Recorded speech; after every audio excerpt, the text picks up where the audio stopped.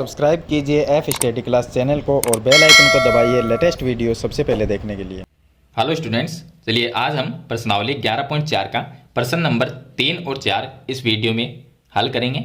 पीछे वाली वीडियो में मैंने आपको प्रश्न नंबर 2 तक कंप्लीट बता दिए हैं। अगर वो वीडियो देखनी है तो इस वीडियो के डिस्क्रिप्शन में आपको प्लेलिस्ट का लिंक मिल जाएगा, उस पर क्लिक करके आप पीछे वाली वीडियो देख सकते हैं। तो चलिए हम प्रश्न नंबर 3 को हल करते हैं। तो आप वीडियो को लाइक कर दीजिए और चैनल को सब्सक्राइब कर लीजिए ताकि ऐसी वीडियो आपको आगे भी मिलती रहे। देखिए प्रश्न नंबर 3 को हल करते हैं।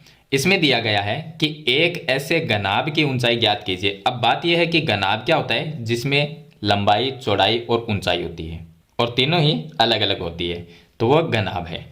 जिसके आधार का क्षेत्रफल, अब घनाभ के आधार का क्षेत्रफल हो गया कि लंबाई गुणा चौड़ाई बराबर 180 सेंटीमीटर है। आधार का जो क्षेत्रफल होता है, आधार में क्या होता है, एक तो लंबाई होती है और एक चौड़ाई होती है। मान लीजिए एक कमरा है जिसका आधार क्या होगा, उसका फर्श होता है, और फर्श में क्या होता है, लंबाई और चौड़ाई होती है, ऊंचाई नहीं होती। तो आधार का क्षेत्रफल का मतलब हो गया लंबाई गुणा चौड़ाई, वो हमें दिया गया 180 सेंटीमीटर स्क्वायर। और जिसका आयतन, आयतन क्या होता है, घनाभ होता है, उसके आयतन में तीनों चीज होती है, लंबाई भी होती है, चौड़ाई भी होती है और ऊंचाई भी होती है। तो घनाभ का आयतन है वो 900 सेंटीमीटर दिया गया है। तो प्रश्न नंबर 3 का हल देखिए।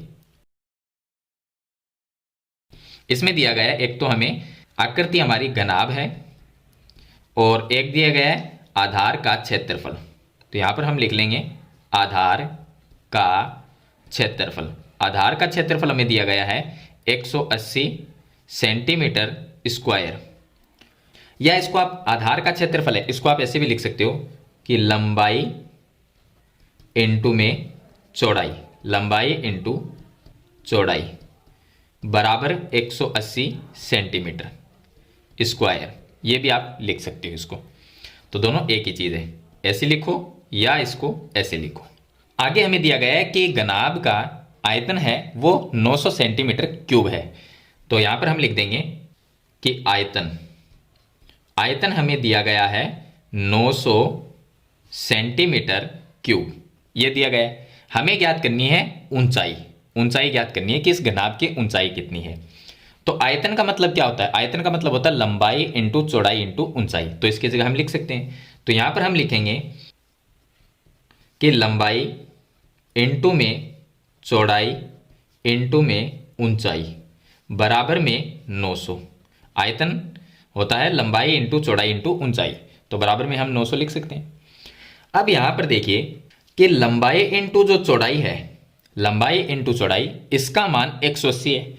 तो ये जो लंबाई इंटू चौड़ाई है, इसकी जगह इस दोनों को हटा देंगे और इसके जगह हम 180 लिख सकते हैं। क्यों लिख सकते हैं, क्योंकि लंबाई इंटू चौड़ाई का जो मान है वो 180 है। तो यहां पर भी लंबाई इंटू चौड़ाई है, तो इनको हटा के इसकी जगह 180 लिख देंगे। तो यहां पर हम लिख सकते हैं कि 180 गुणा में ऊंचाई, यह आ जाएगा ऊंचाई, और बराबर में 900 यह आ जाएगा। 180 गुणा में इसके भाग में आ जाएगा, तो इस साइड में क्या रहेगा, ऊंचाई रह जाएगा। ऊंचाई बराबर 900 बटे 180 आ जाएगा। अब एक जीरो से जीरो कट जाएगा और 90 में 18 का भाग जाता है 5 बार, तो इसकी ऊंचाई आ जाएगी, ऊंचाई बराबर 5 सेंटीमीटर, यह आ जाएगी इसकी घनाभ की ऊंचाई।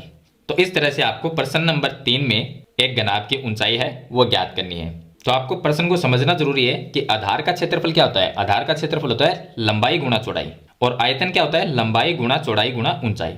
तो लंबाई और चौड़ाई का है, उसका मान तो हमें 180 दिया गया है, वो उसकी जगह लिख देंगे, और गुणा में ऊंचाई रह जाएगा, बराबर में 900 आ जाएगा। अब ये गुणा में है तो इसके भाग में आएगा, तो ऊंचाई बराबर 900 बटे 180 आएगा। 900 में 180 का अगर भाग देंगे तो कितनी बार जाएगा, 5 बार जाएगा, तो ऊंचाई आ जाएगी 5 सेंटीमीटर। चलिए इसके बाद में हम इसका प्रश्न नंबर 4 को हल करते हैं। प्रश्न नंबर 4 है, वो भी एक छोटा सा ही क्वेश्चन है। इसमें दिया गया एक घनाभ की विमाई, विमाई का मतलब होता है लंबाई, चौड़ाई और ऊंचाई, ये हमें दी गई है। तो यहां पर हम लिख लेते हैं कि घनाभ की विमाई, घनाभ की जो विमाएं हैं वो हमें दिया गया है 60 सेंटीमीटर, गुणा में लिख लेंगे 54 सेंटीमीटर, और इसके गुणा में लिख लेंगे 30 सेंटीमीटर, ये हमें दिया गया है। आगे बढ़ते हैं। इस घनाभ के अंदर 6 सेमी भुजा वाले 6 सेमी भुजा है, भुजा वाले कितने छोटे घन रखे जा सकते हैं। मतलब कि घन की जो भुजा है वो 6 सेंटीमीटर की है। तो यहां पर हम लिख लेंगे कि घन की भुजा, तो यहां पर लिखना है घन की भुजा। घन की भुजा है वो हमें दिया गई है 6 सेंटीमीटर। तो जब बात ऐसी आए कि एक घनाभ के अंदर कितने घन रखे जा सकते हैं, तो इसका मतलब होगा, देखिए कोई भी चीज़ घन है या घनाभ है, उसके अंदर अगर किसी चीज़ को रखना, मतलब उसका जितना एरिया अंदर का होता है उस एरिया को पूरा भरना, उसका मतलब होता है वो आयतन होता है। तो अगर एक घनाभ है उसके अंदर कितने घन आ सकते हैं, मतलब कि उसका जो अंदर का खाली एरिया है उसको हम पूरी तरह से भर देंगे, तो इसका मतलब होगा कि वो आयतन होता है। तो हम क्या करेंगे, घनाभ की विमाएं, मतलब घनाभ की लंबाई चौड़ाई ऊंचाई दी गई है और घन की भुजा दी गई है, क्योंकि घन जो होता है उसमें लंबाई चौड़ाई ऊंचाई सभी एक जैसी होती है, इसलिए इसको भुजा के रूप में लिखते हैं। तो घन की जो भुजा है वो 6 सेंटीमीटर है। आप ऐसा मान सकते हो कि घन की जो लंबाई है वो भी 6 सेंटीमीटर है, चौड़ाई भी 6 है और ऊंचाई भी 6 है, तीनों एक जैसी है। तो दोनों का आयतन ज्ञात करना होगा और फिर घनाभ के आयतन में घन के आयतन का भाग दे देंगे तो हमें यह पता चल जाएगा कि उसके अंदर कितने घन आ सकते हैं। तो पहले हम निकालेंगे घनाभ का आयतन, या आप इसको सीधा लिख सकते हो कि घनों की संख्या, मतलब कितने घन आ सकते हैं।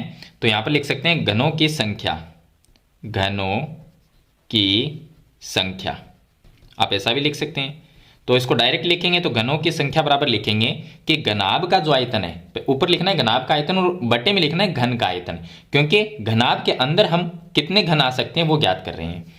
तो ऊपर तो लिखना है घनाभ का आयतन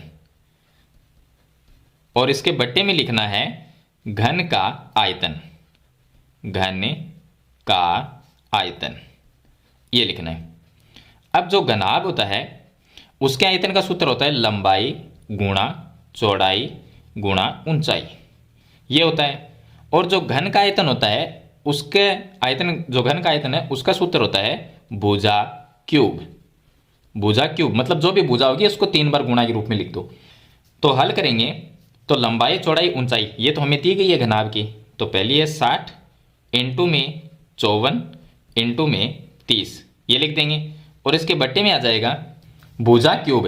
एक घन की भुजा कितनी है, 6 है, तो यहां पर हम ऐसा लिख सकते हैं 6 इंटू 6 इंटू 6, ये लिख सकते हैं।